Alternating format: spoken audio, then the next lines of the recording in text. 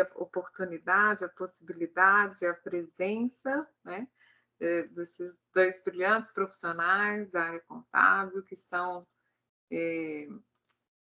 pessoas empenhadas com o ensino, né, pessoas empenhadas com a formação profissional, e que recebem jovens assim continuamente para aprender sobre a área contábil, né, nos postos de estágio, nas instituições onde atuam, e encorajam jovens empreendedores a buscarem a trajetória na área contábil também, e que dentro dessa proposta, filosofia de vida, né, de cada um, de ser contributivo, também são membros de uma organização, de uma associação de profissionais que vivem uma relação cooperativa no município de Betim, né, e que tanto nos apoia, então, da ASCAP, da Associação dos Contadores e Peritos Associados, né, que é muito unida e que desenvolve um projeto muito relevante na cidade de Betim, com a prefeitura municipal, né, que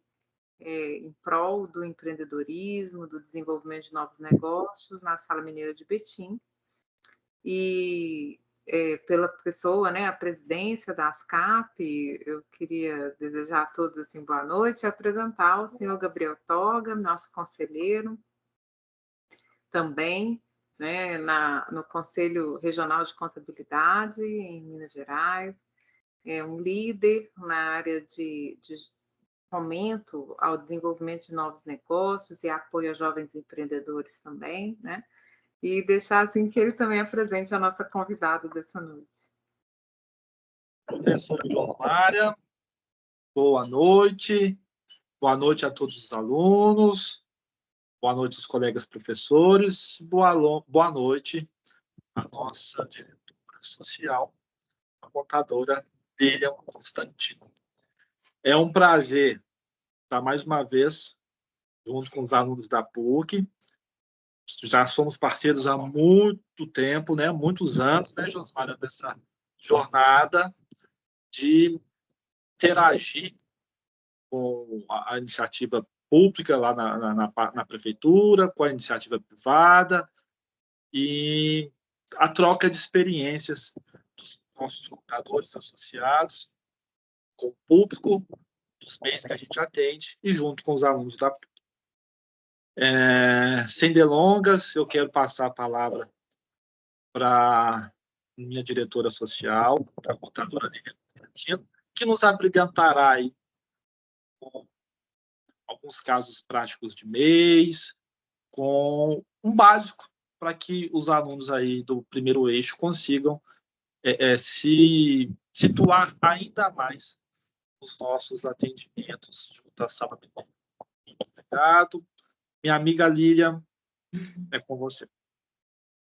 Boa noite, né?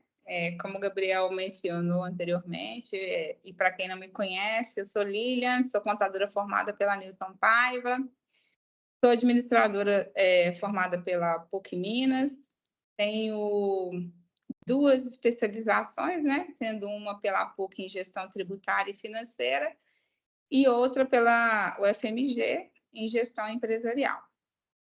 Eu trabalho no ramo de contabilidade há mais ou menos 27 anos, sendo que desses 27 anos, 8 eu estou atuando como empreendedora contábil.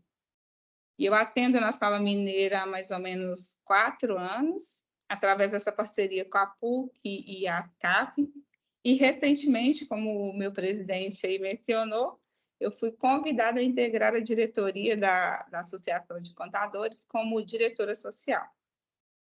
Eu não sei se todo mundo conhece, né, mas eu queria deixar aqui um pequeno registro sobre a ASCAP, que é uma associação de profissionais contábeis de Betim região que vem trabalhando em prol do fortalecimento da classe contábil e que, inclusive, tem feito parcerias brilhantes para nós, trazendo cursos, né, a baixo custo e algumas vezes de forma gratuita, trazendo também palestras focadas principalmente em temas, né, pertinentes ao exercício da nossa profissão. Inclusive, deixar registrado que nós teremos 2 lives importantes acontecendo, uma no dia 25, sobre perícia, e outra no dia 30, com a Secretaria de Estado, sobre refis do ICMS. Então, quem puder acompanhar lá no Instagram, a CAP, para ficar atento às novidades, sintam-se à vontade. Bem, pessoal, o que eu pensei para esse dia de hoje, para essa troca de conhecimento? Apresentar uma proposta para a gente conversar um pouco sobre a contabilidade para a MEI, fazendo uma breve introdução sobre o MEI e contando alguns casos aí contábeis, né? Eu quero agradecer a Josmar e a Isabela, né, pelo convite para estar aqui, para essa troca de conhecimento. Para mim, é de grande importância contribuir o mínimo possível para vocês, para o desenvolvimento social, o desenvolvimento profissional, através dessa parceria com a Sala Mineira, e que, de certa forma, também fortalece a nossa classe, porque une aí nós que já estamos trabalhando há algum tempo na área e a vocês que estão com o frescor todo, né, chegando agora. Então, vamos lá. Criado pela Lei Complementar 128, microempreendedor individual é um regime jurídico simplificado, criado no Brasil com o objetivo de formalizar e facilitar a vida dos trabalhadores autônomos.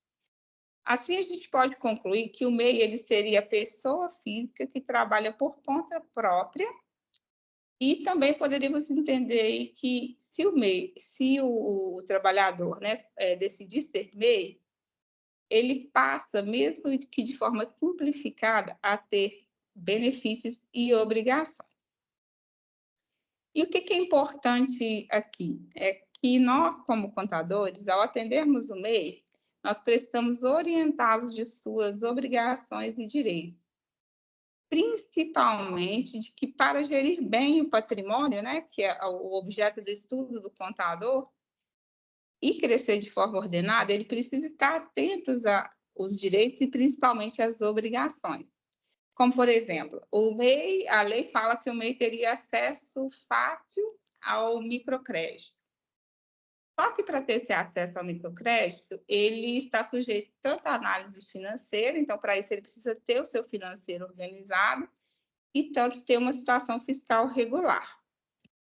E, por outro lado, também, quando a gente assessora o MEI, a gente tem a oportunidade de moldá-los a fazer uso de ferramentas e relatórios que auxiliará nosso trabalho no futuro. Porque hoje nós temos uma grande dificuldade, às vezes, com o empresário, porque ele não consegue usar ferramentas e técnicas de controle, principalmente financeiro, que são a base do nosso trabalho, e para gerar um balanço patrimonial, a gente precisa ter essas informações de forma organizada. E muitas vezes eles têm dificuldade de apresentar isso de forma organizada. Até mesmo de organizar documentos simples para nos enviar, para que a gente possa cumprir as obrigações determinadas pelo fisco de forma clara e objetiva. Então, nesse primeiro contato com o MEI, nós temos aí a oportunidade de moldá-los a ser grandes empresários no futuro. E, para se tornar o MEI, existem algumas condições. E quais são elas? A primeira condição é que ele só pode ter uma empresa registrada, ou seja, ele não pode ser sócio de outra empresa. Outra condição é que ele não pode ter filial. E também ele tem que ter, no mínimo, no máximo, né, um empregado registrado com salário mínimo ou registrado no piso da categoria. Também ele deve exercer atividades permitidas. E, nesse caso, é importante estarmos sempre revisando as atividades, porque o governo pode atualizá-las, acrescentando ou excluindo atividades na lista de finais permitidos. Então, nós temos que estar atentos, porque pode acontecer de um ano a gente estar com uma atividade que é permitida e no ano que vem essa atividade não ser mais permitida. Então, a gente tem que estar sempre atento às novidades para não correr o risco de estar exercendo uma atividade que não está permitida em lei. Outro ponto seria o faturamento anual, que não pode ultrapassar 81 mil ou 6.750 mensais, observando aí, nesse caso, o período entre a abertura do MEI e o final do ano calendário. Caso ele ultrapasse esse limite, o MEI deverá se desenquadrar. E esse desenquadramento ele deve ser de responsabilidade do MEI, ou seja, o contribuinte que deve informar ao fisco que excedeu o limite da receita. Logo, esse enquadramento ele não é feito de forma automática, a não ser que ele seja objeto de fiscalização. Havendo esse excesso de receita bruta que a gente tem que desenquadrar, nós temos que desenquadrar e recolher os impostos de forma correta. E é nesse caso que cabe ao contador orientar e ajudar o MEI qual o próximo passo que ele deve seguir. Outra condição importante é que o valor das compras, né, não pode ser superior a 80% das vendas, principalmente a partir do segundo ano de funcionamento. Daí a gente vê a importância de estar com os controles de compra e venda bem organizados. Impedimentos. Há alguns casos em que há impedimento de ser MEI. O indivíduo está impedido de ser MEI quando ele for servidor público, nesse caso tem que averiguar os critérios da legislação, né? Se ele for aposentado por invalidez, ou se estiver recebendo seguro-desemprego, bolsas e auxílios governamentais, porque esses casos em que recebem benefícios, esses benefícios são concedidos numa situação em que o cidadão ele precisa daquele auxílio para poder sobreviver e não tem outra fonte de renda. Então, uma vez que ele está exercendo atividade comercial formalizada, o MEI poderá perder a concessão no mês seguinte ao da formalização. Nós temos o caso também dos estrangeiros que podem se formalizar se apresentar o visto permanente. Por isso que no momento da abertura e da formalização é importante a gente perguntar ao cidadão ou ao cliente que estamos atendendo se ele está usufruindo de algum benefício, se for no caso estrangeiro, se ele tem o visto permanente. Então, é bom a gente sempre fazer esses questionamentos para que não surja aí nenhum inconveniente no futuro. Uma das situações também que eu gosto de citar é a profissão regulamentada. Por que elas não podem ser MEI? Porque, obviamente, elas estão submetidas a conselhos próprios. E esses conselhos eles podem ter exigências conflitantes com benefícios concedidos ao MEI.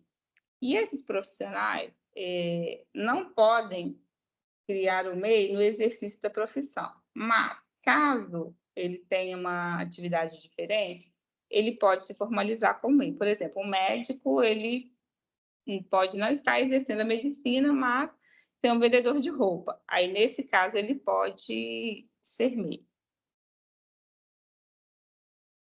Benefícios, né?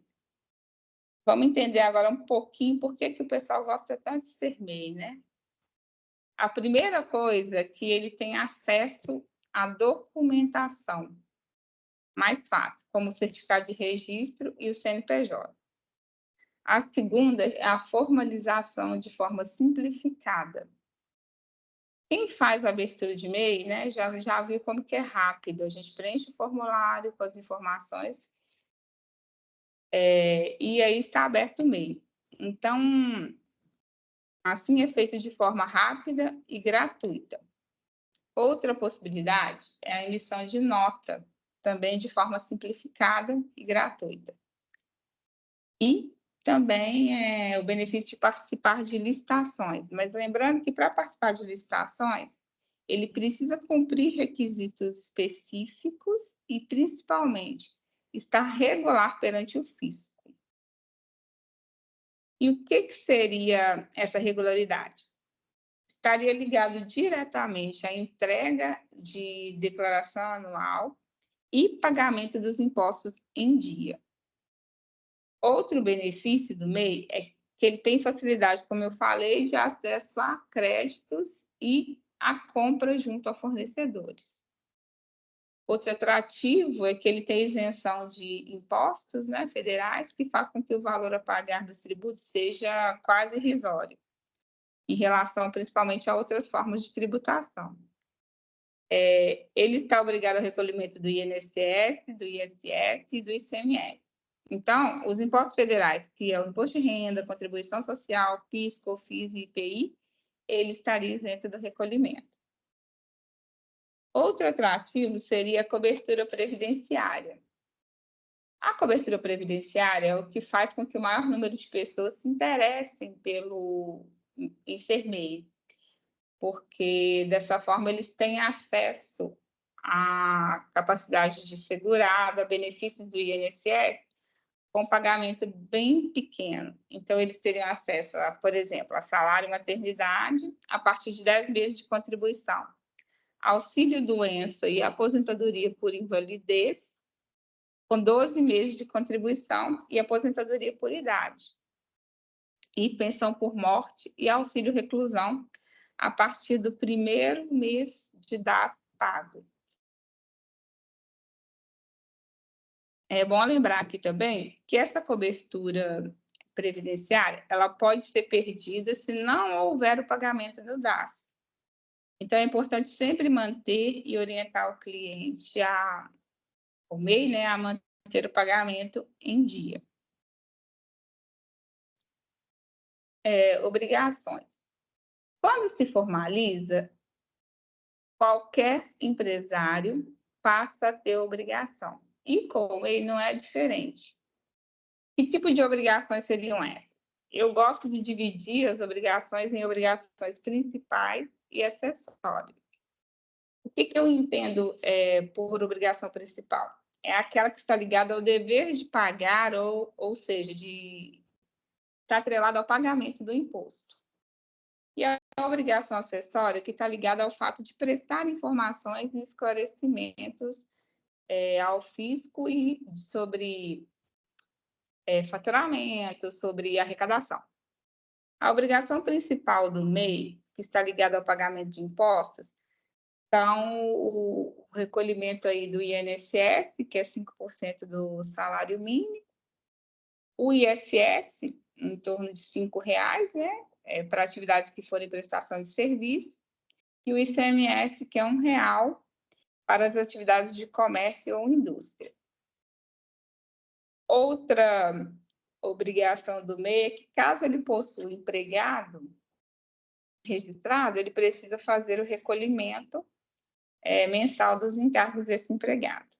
Quanto às obrigações acessórias, a gente poderia pensar aí que seria fazer o controle mensal e a declaração anual de faturamento. Inclusive, a declaração anual de faturamento é entregue até 31 de maio, e se o MEI não fizer a entrega, ele está sujeito a multas e sanções, como, por exemplo, bloqueio de CNPJ e multa de atraso de entrega de declaração. Outra obrigação importante seria de emitir nota, principalmente se ele vende ou presta serviços a outra pessoa jurídica, além de guardar notas de compra de produtos e serviços por pelo menos 5 anos. Eu queria deixar registrado aqui a importância de, quando nós prestarmos serviços, né, de atendimento ao MEI, de fazermos uma triagem, levantando o maior número de informações possíveis acerca do negócio que o cidadão quer formalizar. E a gente começa aí a formalização pela busca da documentação. É interessante verificar essa documentação que estamos recebendo. Geralmente solicitamos o RG, né, identidade, CPF, comprovante de endereço. Eu deixo uma dica aqui para observar a regularidade e a validade desses documentos no momento da abertura, para evitar fraudes e problemas futuros. Para facilitar ainda mais a formalização, né, nós utilizamos aí o acesso do Gov, nível de segurança ouro ou prata.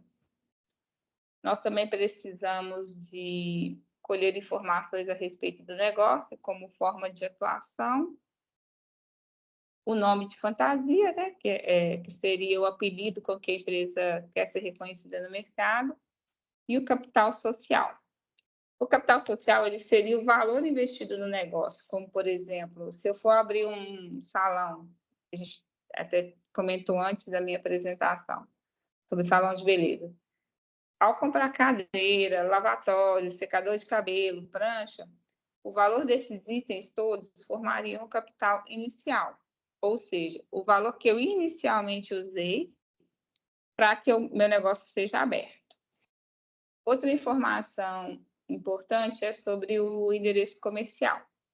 Lembrando que, se ele for o mesmo que o endereço residencial, ele pode haver alteração no IPTU, dependendo da legislação municipal. Deve-se também, no momento da formalização, definir a atividade. Hoje nós temos cerca de 500 atividades permitidas e, ao fazermos o cadastro do indivíduo no MEI, precisa-se verificar se a atividade que está sendo escolhida está no rol de atividades pertinentes, permitidas. No portal do empreendedor tem uma lista de todos os KNAIs que podem ser MEI. Nós podemos escolher um KNAI como atividade principal e acrescentar até 15 secundárias. Ou seja, caso eu tiver aí fazendo a abertura do meu salão de beleza, eu posso colocar manicure autônomo, Uber, vendedor de roupas, podendo chegar a 15 atividades secundárias que não necessariamente precisam ter relação com a atividade principal. Dessa forma, o processo de inscrição ele é rapidamente concluído. E, nesse momento, a gente obtém aí o CNPJ, que é o Cadastro Nacional de Pessoa Jurídica, que é como se fosse o CPF da empresa, o certificado com o NIR, né, que o NIR é o número de registro do certificado do MEI, e esse certificado é como se fosse a certidão de nascimento da empresa. E também, em alguns casos, terá a inscrição estadual, que é obrigatória para atividade de comércio ou indústria, e a inscrição municipal, que seria para todas as empresas. Após o encerramento desse processo de formalização, o MEI passa a se tornar uma pessoa jurídica. Ele precisa providenciar alguns documentos pós-abertura.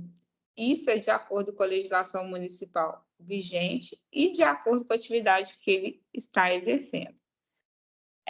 Nesse caso, é importante a gente entrar em contato com a prefeitura, né, do local onde ele está sendo abrindo o MEI, para ver se ele está adequado, a atividade dele é passível de licença ambiental ou licença sanitária, principalmente se ele manipular alimentos ou tiver uma atividade de alto risco.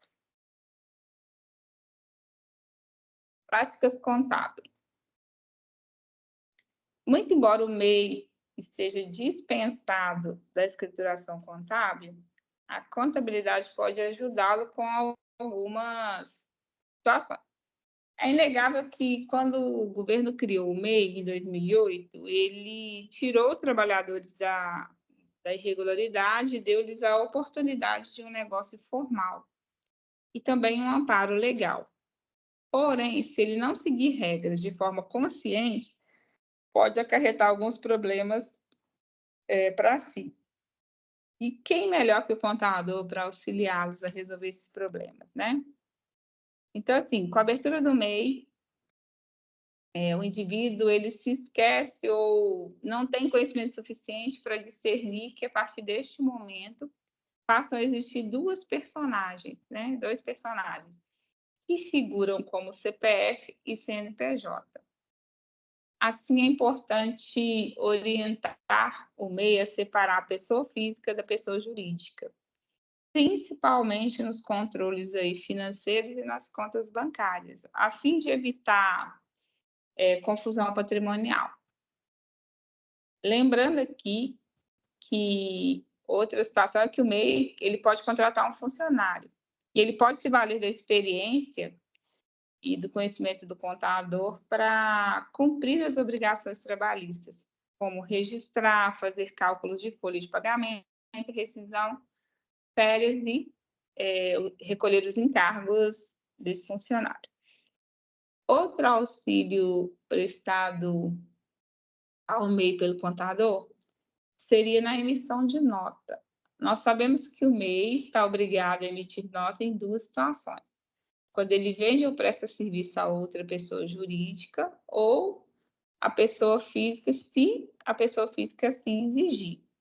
Nesse caso, o MEI conta com a ajuda do profissional contábil para orientar como fazer essa emissão de nota.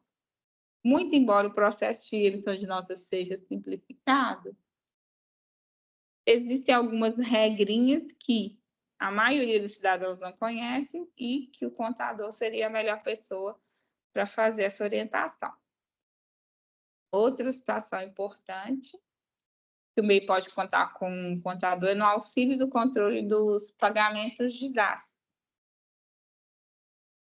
Se o imposto não for recolhido na data correta, o MEI pode ter problema com o governo, como, por exemplo, a perda da capacidade segurada do INSS, nos casos lá que a gente citou dos benefícios da Previdência, e também pode gerar dívidas a ponto de ter bloqueios de bens e protestos tanto no CNPJ quanto no CPF, além da perda da condição de MEI.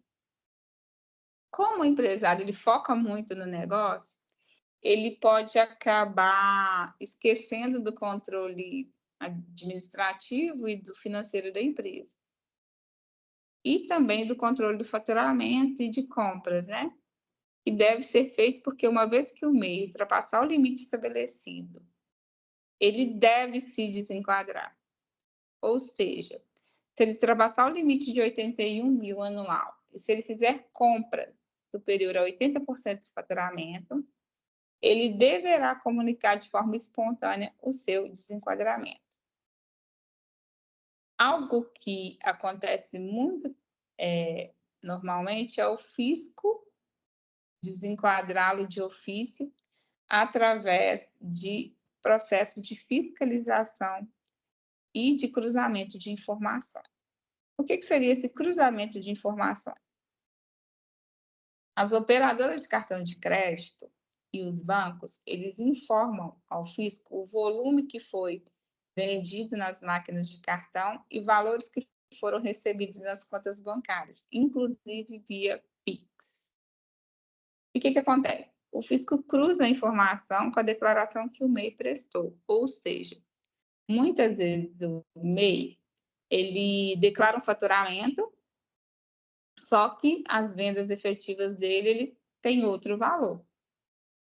Um exemplo, ele declara lá que faturou 30 mil reais anuais e passa na maquininha 90 mil. Ou passa na maquininha ou recebe Pix 96 mil e declara 81. A Receita sabe que existe essa diferença de valor entre declarado e o de fato recebido. Então, muitas vezes o que acontece é que o governo, sabendo dessa diferença, ele comunica que houve esse excesso de receita e chama para prestar esclarecimento. É nessa hora que o pessoal recorre às habilidades do contador. Agora eu vou mostrar para vocês alguns exemplos do que ocorre quando há cruzamento de informações.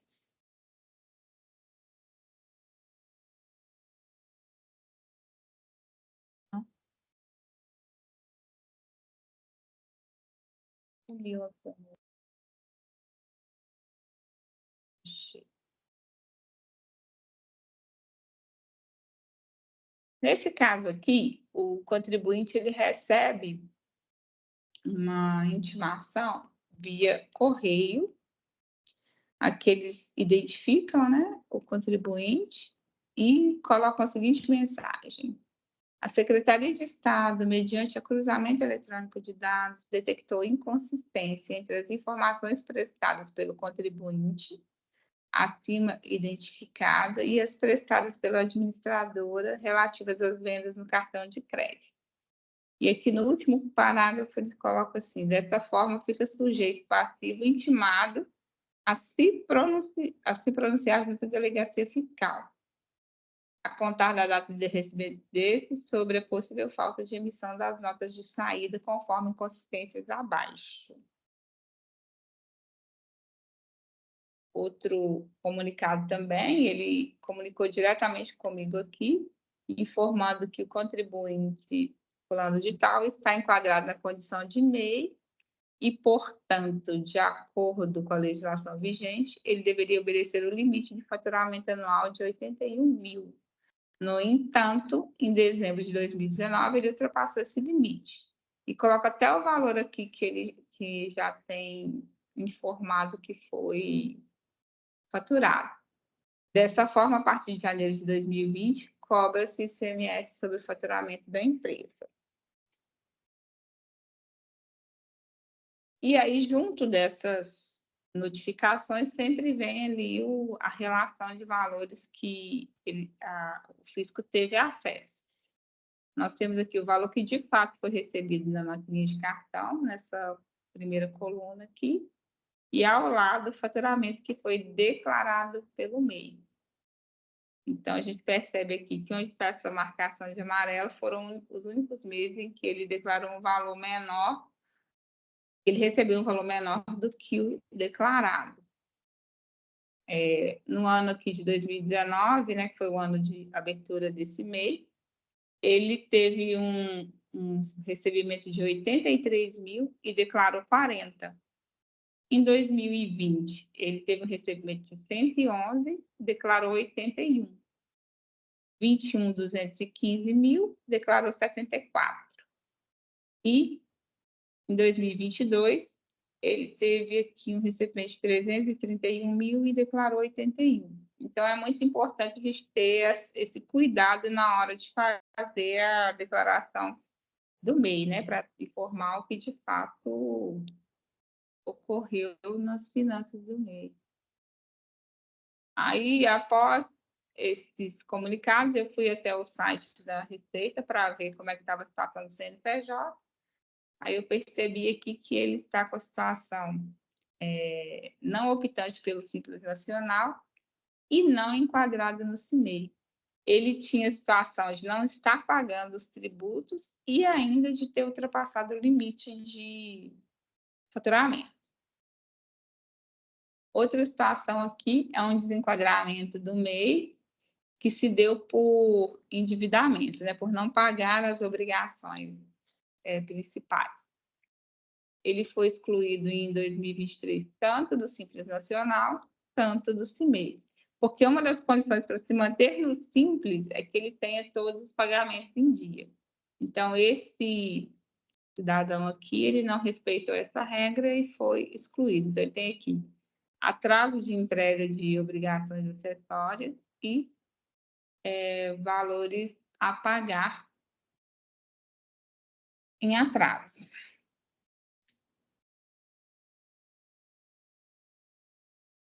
Aqui, ó, tem até valores na dívida ativa, né? E também pode ir para execução ou protesto. Pode ser o CPF e o CNPJ, ele pode ser protestado nesse caso. Bem, pessoal, era isso que eu tinha para passar para vocês hoje. Eu acredito que essa seja uma das primeiras de muitas lives, né? Para a gente fazer essa troca de experiência. Eu tenho o intuito, se for de interesse da ASCAP, né, e da PUC, obviamente, de seguir com esse projeto, a gente organizar lives, encontros com outros temas, como, por exemplo, falar sobre MEI caminhoneiro, sobre declaração de imposto de renda, pessoa física e jurídica voltadas para o MEI, sobre emissão de nota. E a gente poder detalhar um pouquinho mais sobre esse vasto universo aí que é o MEI. Eu queria deixar um recadinho também para vocês aqui. E o investimento mais seguro que a gente pode fazer em nós mesmos é investir em conhecimento. E eu acho também interessante manter o foco no conhecimento e nas habilidades necessárias para a gente assegurar que tanto o cliente como o nosso empregador receba serviços profissionais compatíveis com as práticas atuais e de acordo com as legislações que estão em vigor.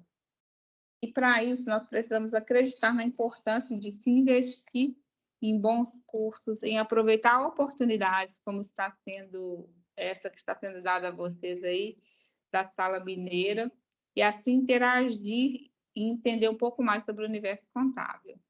Então, é isso. Se tiver alguma dúvida, quiser fazer alguma pergunta, eu fico à disposição.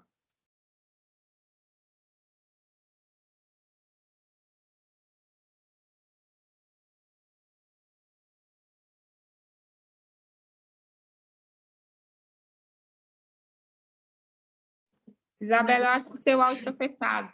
Agora, estão me ouvindo bem? Sim. Boa noite, pessoal.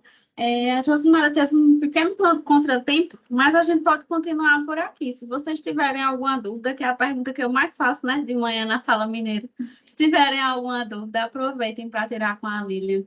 Não é todo dia que a gente tem uma contadora com mais de 20 anos de experiência e ainda com tanta disponibilidade, né, para nos ajudar. Então, fiquem à vontade. Se vocês não tiverem, eu tenho alguns, inclusive. Quando o MEI excede o limite de faturamento, que ele é desenquadrado, as guias de pagamento elas deixam de existir. Por exemplo, se isso acontecer no meio do ano, normalmente já estão ali emitidas as do ano inteiro. Essas restantes que ele ainda não pagou, elas deixam de existir ou tem alguma nova regra? Não, ele perde a receita, né? Perde o poder de cobrança nesse caso. Aí ele passa a ser obrigatório a recolher no novo regime que ele estaria enquadrado. Aí, dependendo da situação, seria simples nacional, né? E se ele for desenquadrado de ofício, né? Ele pode ser desenquadrado, inclusive, do Simples Nacional e ele ter que optar aí por presumido ou real. Então, a partir do momento em que ele excede, ele passa a recolher sobre o novo regime. Entendi. Não sei se é mais ou menos isso que você queria saber, né? Sim, respondeu. A Ive está perguntando aqui no chat, ela gostaria de saber se a aposentadoria conta como benefício do governo para impedimento. Aposentadoria... Vocês podem abrir o microfone, pessoal, porque aí a pergunta fica mais clara. Vamos lá, a aposentadoria ela seria impedimento. Não é que ela teria um impedimento. Se fosse por invalidez, ele perderia a concessão desse benefício. Mas se ele tiver aposentadoria especial ou se ele tiver aposentadoria, outro tipo de aposentadoria, ele pode ser MEI. O que não pode se ele for por invalidez, ele perde a concessão.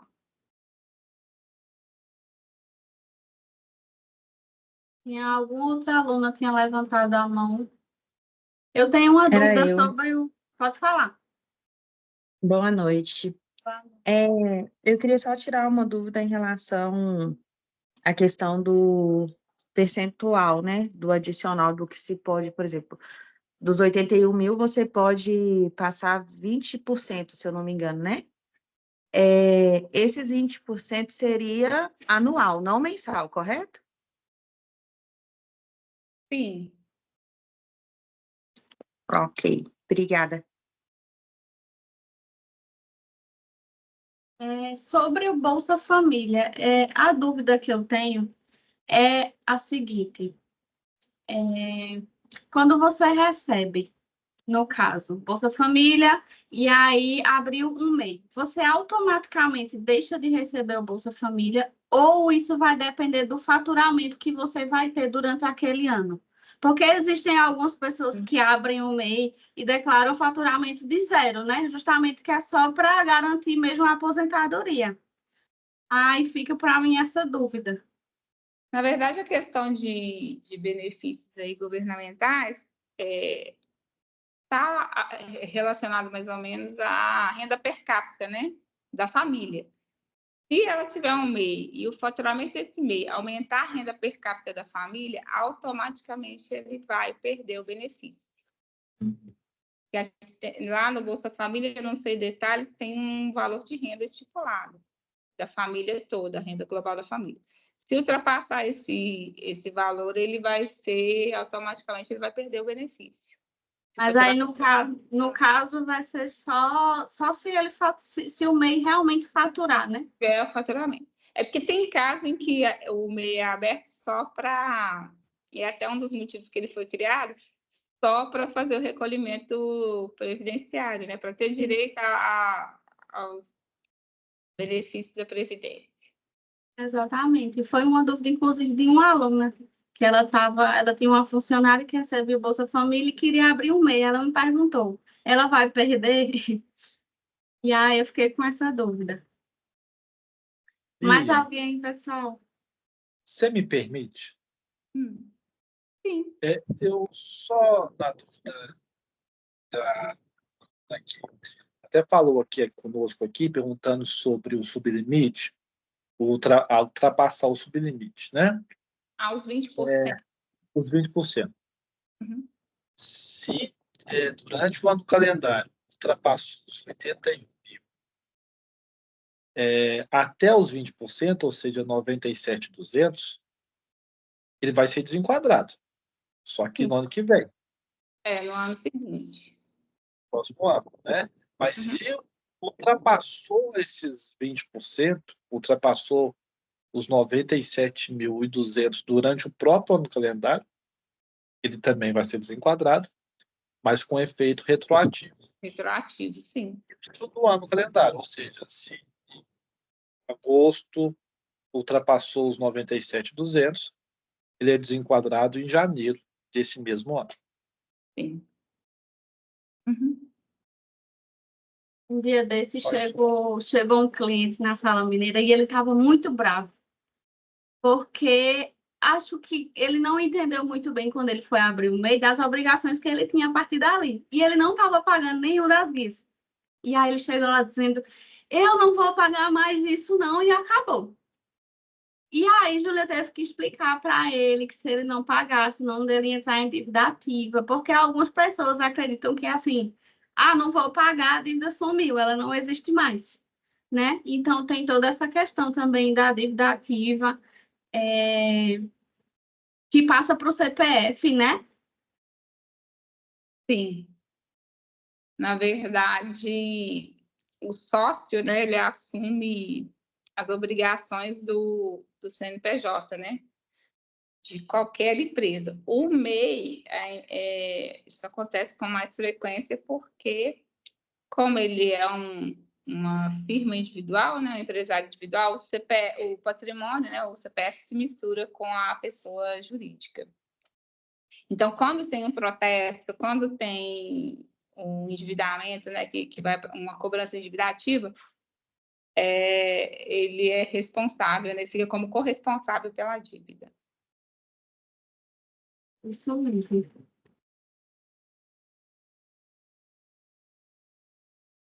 Acho que o Doguinho estava querendo saber também se dava para ser MEI. Acho que ele queria abrir um MEI de venda de ração aí. É isso mesmo. Então, pessoal, vocês têm mais alguma pergunta?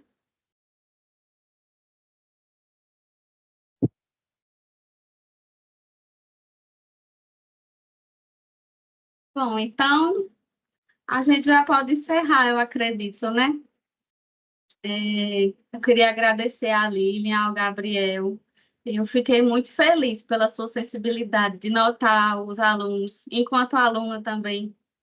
Porque às vezes a gente está do lado de cá, principalmente quando é um EAD, e a gente perde um pouquinho esse contato mais pessoal, né? E aí você tem essa sensibilidade da dúvida que o pessoal estava tendo e se dispor para vir aqui nos ajudar foi de extrema importância.